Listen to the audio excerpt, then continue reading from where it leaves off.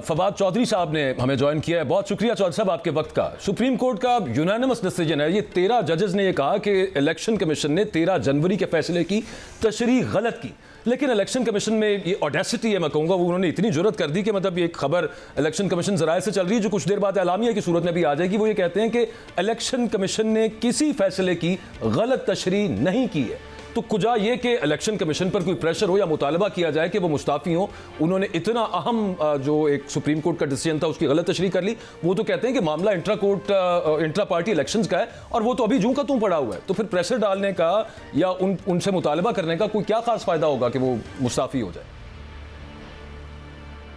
नहीं, देखिए, जो 13 जजेस हैं पाकिस्तान की या जो दुनिया का एक निज़ाम है, हमारा जो जुडिशल सिस्टम है उसमें सुप्रीम कोर्ट को एपेक्स कोर्ट कहा जाता है। और इसीलिए जो अमेरिकन सुप्रीम कोर्ट के एक जज ने कहा था कि we are not infallibles but we are final. ये नहीं है कि सुप्रीम कोर्ट जो है वो हमेशा सही होगी, लेकिन वो फाइनल है। तो जो भी हायरार्की है, आपकी जुडिशल हायरार्की है, लीगल हायरार्की है, उसकी जो सबसे बड़ी अदालत है वो सुप्रीम कोर्ट है। और ये जो फैसला है वो सुप्रीम कोर्ट के 13 जजेस का, यानी फुल कोर्ट का फैसला है। सिर्फ 4 जजेस जो हैं, आपको मालूम है कि जब ये सुप्रीम कोर्ट का फुल बेंच बना था उस वक्त 13 ही जज अवेलेबल थे। मुसर्रत हलाली जो थी वो चूँकि उनको दिल का प्रॉब्लम था तो वो हॉस्पिटल में थी और 3 जजेस अपॉइंट नहीं हुए थे। सो जितने अदालत में जज मौजूद थे वो सारे इस बेंच में जो हैं वो शामिल किए गए। अब वो जो 13 जजेस हैं, 13 के 13 जजेस जो पाकिस्तान की फाइनल आर्बिटर है, वो इस नतीजे पे पहुंचे हैं कि इलेक्शन कमीशन ऑफ पाकिस्तान और चीफ इलेक्शन कमिश्नर ने मिसकंडक्ट किया है और जिस तरीके से उन्होंने इंटरप्रेट की है जजमेंट सुप्रीम कोर्ट की, वो बिल्कुल गलत थी। और एक सियासी जमात को उन्होंने, जो पाकिस्तान की सबसे बड़ी सियासी जमात है, मैंडेट से महरूम किया। तो यहाँ की इस हद तक तो सुप्रीम कोर्ट जो है वो पूरी यूनानिमस है, 13 के 13 जजेस। अब जो 2 ही तरीके हैं, या तो इलेक्शन कमीशन के मेंबर और चीफ इलेक्शन कमिश्नर रिजाइन करेंगे, दूसरी सूरत में उनके ऊपर रेफरेंसेस आएंगे जो कि जाहिर है सुप्रीम जुडिशल काउंसिल ने डिसाइड करने हैं in the light of this supreme court decision. तो ये तो एलामिया जारी करके या बात करके वो अपने खिलाफ मुकदमे को मजीद मजबूत कर रहे हैं, इसका फायदा नहीं होगा। चौधरी साहब, अभी आज तक किसी ने रिजाइन किया तो नहीं है और रियलिस्टिकली स्पीकिंग ऐसा लग भी नहीं रहा कि मतलब सिर्फ डिमांड आ जाए या इवन सुप्रीम कोर्ट का फैसला है उस प्रेशर के अंडर वो रिजाइन कर जाएं, क्योंकि उनके पीछे जो पावर है वो बहुत ज्यादा पावरफुल है।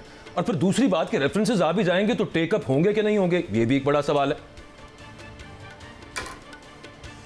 सही बात है आपकी। बेसिकली तो पाकिस्तान के अंदर यही प्रॉब्लम है कि चूंकि मॉरल अथॉरिटी जो है उसको कोई परवाह नहीं करता और एक्चुअली हमारे यहाँ कोई उसको इतनी इम्पोर्टेंस भी नहीं, इसीलिए जमहूरियत जो है वो मेयरली टेक्स्ट के ऊपर तो नहीं चलती ना, कोई बिहेवियर्स के ऊपर भी चलती है, रवैयों के ऊपर भी चलती है, ट्रेडिशंस के ऊपर भी चलती है।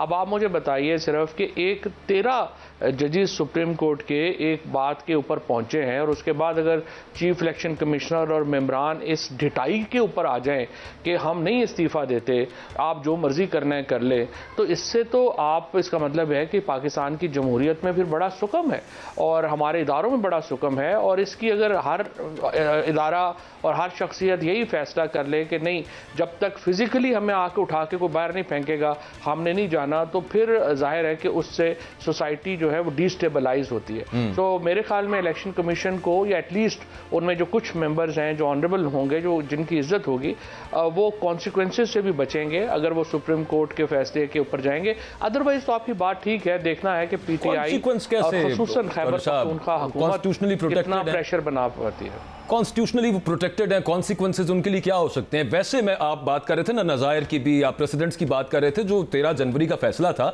काजी फायज ईसा साहब का, उससे बड़ा बेंच, 7 रुकनी बेंच, एक 1992-93 में बेनज़ीर भुट्टो वर्सेस स्टेट यही फैसला दे चुका था कि आप इंतखाबी निशान से महरूम नहीं कर सकते किसी को। उसको ये कह दिया कि ठीक है उसकी इंटरप्रिटेशन गलत हुई, लेकिन हमारे तो यहाँ पे अदालतों के अंदर भी पुरानी नज़ायर को नहीं माना जा रहा।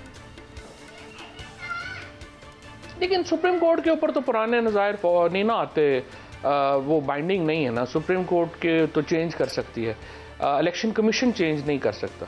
तो अब जो भी इलेक्शन कमीशन का फैसला आएगा, एक तो ठीक है, आप कह रहे हैं कि चूंकि वो खातर में नहीं लाएंगे सुप्रीम कोर्ट के जजेस को और वो उसको बिल्कुल नहीं मानेंगे, बट आई थिंक अभी तक सुप्रीम कोर्ट से ही बहुत बड़ी प्रोटेक्शन इलेक्शन कमीशन को मिली है और ये प्रोटेक्शन ख़त्म होने का मतलब भी चीफ इलेक्शन कमिश्नर और उनके मेंबरान को मालूम है कि क्या है।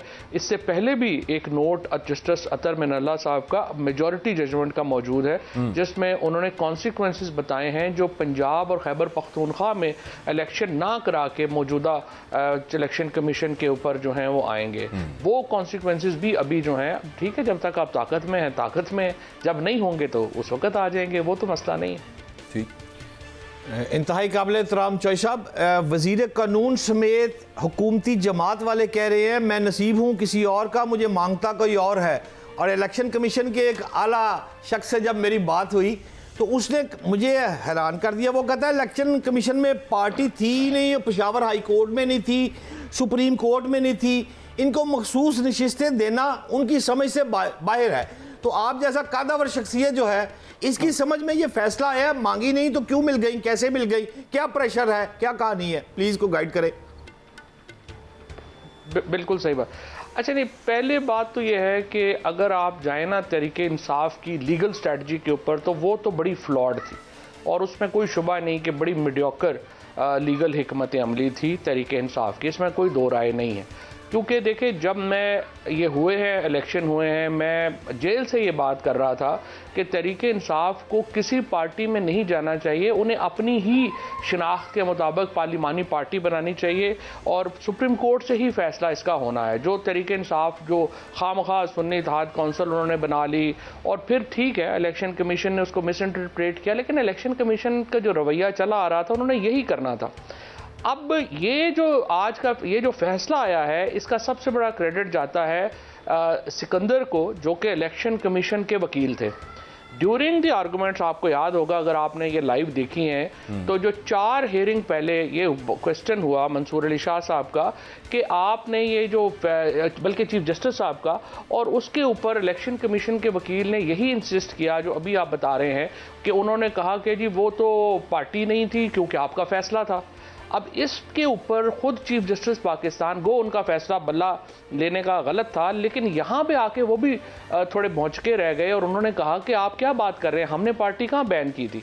तो ये जो आर्गुमेंट है कि हमने इलेक्शन कमीशन ने पीटीआई को डिस्क्वालीफाई कर दिया on the basis of supreme court judgment, ये नुक्ता खुद चीफ जो इलेक्शन कमीशन के वकील हैं इन्होंने ये नुक्ता जो है वो उठाया था, जिसके बाद सारी बहस जो है वो इस तरफ डाइवर्ट हो गई कि अगर इलेक्शन कमीशन ने सुप्रीम कोर्ट के फैसले की गलत इंटरप्रिटेशन की है और एक पार्टी को डिस्क्वालीफाई कर दिया है जबकि वोट लोगों ने उसको दिए हैं, तो आप हमें बताएं कि हम लोगों को डिसइंफ्रेंचाइज कैसे करें।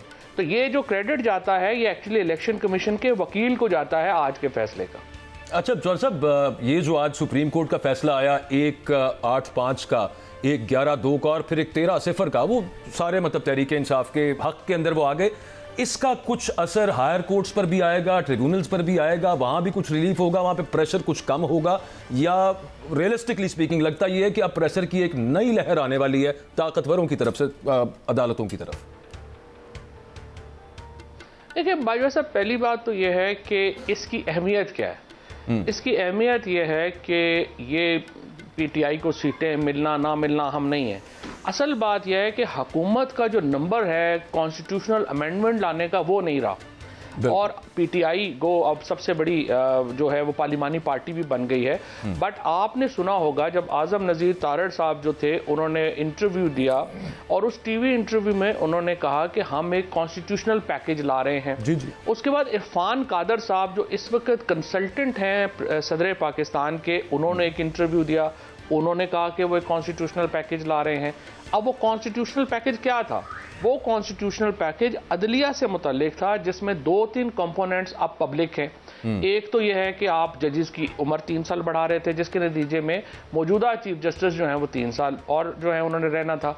दूसरे पैकेज में वो हाई कोर्ट के जजेस की पोस्ट को ट्रांसफरेबल बना रहे थे, यानी जो इस्लामाबाद हाई कोर्ट के 6 जजेस जिन्होंने लेटर लिखा था उनको सजा देने के लिए इस्लामाबाद से शरीयत कोर्ट में भेज दो, इस्लामाबाद से बलूचिस्तान भेज दो, सिंध भेज दो, ताकि उनकी जो एक ताकत है वो ख़त्म हो सके।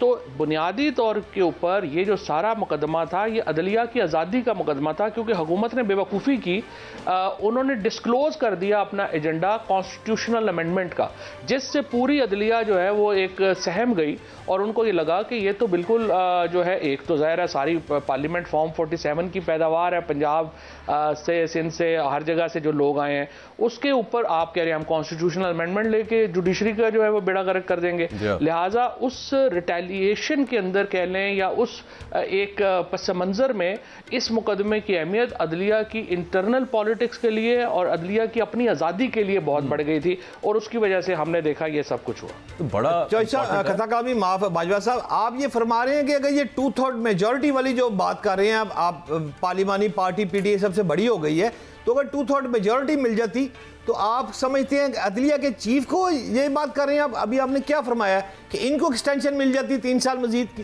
क्या थोड़ा सा अंडरस्टैंड नहीं कर सका, माफी चाहता। यही बात जी बिल्कुल। देखिए, आज़म नज़ीर तारड़ साहब ने, जो मौजूदा वज़ीर कानून हैं, उन्होंने एक टीवी इंटरव्यू दिया और उस इंटरव्यू में उन्होंने कहा कि जी बिल्कुल एक ऐसा पैकेज मौजूद है जो हम लाना चाहते हैं, जिससे हम जजेस की जो मुद्दत है, मुद्दत मुलाजमत इस वक्त ये है कि आइन के तहत जब आप 62 साल की उम्र को पहुंचते हैं तो हाई कोर्ट से रिटायर हो जाते हैं, जब आप 65 साल को पहुंचते हैं तो सुप्रीम कोर्ट से रिटायर हो जाते हैं।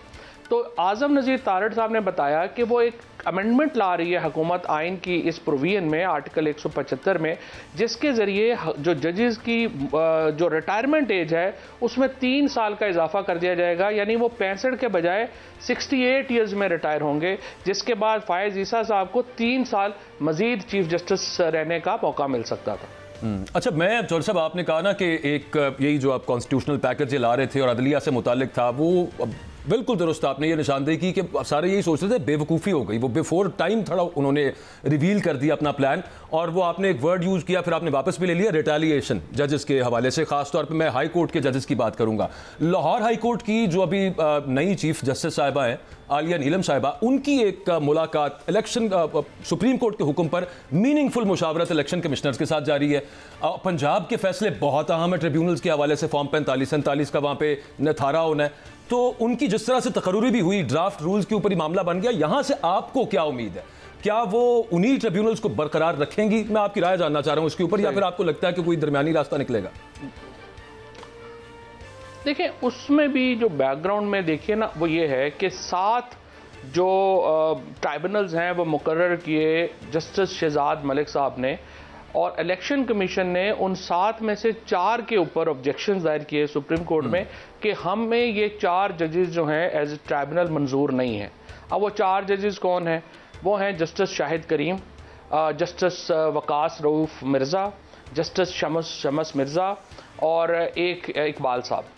अब ये जो सारे जजेस हैं, आप लाहौर हाई कोर्ट के जो जितने भी लॉयर्स हैं उनसे आप बात करेंगे, आप अपने कोर्ट रिपोर्टर्स से बात करेंगे, वो आपको बताएंगे कि ये जजेस जो हैं they are one of the finest group of जजेस। यही तो मसला है चौधरी साहब, जिनकी आज़ादी की, हाँ, जिनकी इंडिपेंडेंस के ऊपर, जिनकी इंटेग्रिटी के ऊपर कोई मुखालिफ भी सवाल नहीं उठा सकता जी। अच्छा, अब इलेक्शन कमीशन कह रहा है कि इन 4 जजेस को आप वहाँ से हटा दें, और आपको पता ही है उसके बाद जिस तरह से जस्टिस शहजाद मलिक साहब ने फैसला दिया सरगोदा के एंटी टेररिज्म जज को लेके, और फिर उनको एलिवेट कर दिया गया सुप्रीम कोर्ट में।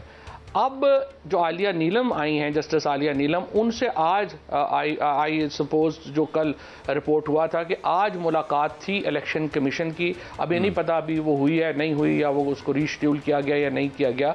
उसके अंदर आलिया नीलम साहिबा ने फैसला करना है कि इन 4 जजेस को रिप्लेस करती हैं या नहीं करती, क्योंकि सुप्रीम कोर्ट ने जस्टिस लाहौर को इख्तियार जो है रखेंगी उनको। आपके ख्याल में रखना चाहिए तो है?